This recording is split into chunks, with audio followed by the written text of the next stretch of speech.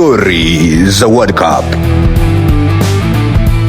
Headbutt ya Zinedine Zidane Zizou ndio tuko nayo leo kwenye stori za World Cup mwaka 2006 katika dimba la Olympia Stadion uko Ujerumani katika fainali ya kombe la dunia, ambapo timu ya taifa ya Italia ilikutana na timu ya taifa ya Ufaransa. Zinedine Zidane Zizou katika mchezo wake wa mwisho kabisa katika soka alikuwa amebeba matumaini makubwa ya kuivusha timu ya taifa ya Ufaransa na kutoa ubingwa wa michuano ya kombe la dunia. Dakika ya 7 tu akafunga bao la penalty kwa staili aina yake, aina ya Panenka, na kuifanya Ufaransa kuwa mbele kwa bao 1-0.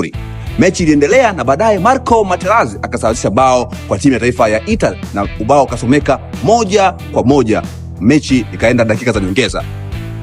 Katika dakika za nyongeza, mlinzi wa timu ya taifa ya Italia Marco Materazzi alipigwa kichwa headbutt na Zinedine Zidane Zizou, na hapo ndipo Zinedine Zidane Zizou alionyeshwa kadi nyekundu, ingawa muamuzi ya kuona moja kwa moja, lakini baada ya majadiliano mafupi na muamuzi wa akiba, Zinedine Zidane Zizou akaonyeshwa kadi nyekundu, na baadaye timu ya taifa ya Ufaransa ikapoteza mchezo katika mikwaju ya penalty. Baadaye mwenyewe Marco Materazzi alikuja kuomba radhi kuhusiana na tukio lililotokea, kwani Zinedine Zidane Zizou alisema kwamba Marco Materazzi alimtukania familia yake, hususan dada yake, na kusema kwamba ni bora angempiga kuliko kumtukania dada yake. Na hiyo ndio ikawa headbutt, tukio ambalo lilileta simanzi kwa Wafaransa wengi, lakini pia kwa Zinedine Zidane Zizou ambaye alitarajia kumaliza karia yake ya soka kwa kutoa ubingwa wa kombe la dunia, lakini kwa heshima, lakini akamaliza michuano hiyo kwa kupigwa kadi nyekundu na kustaafu soka moja kwa moja.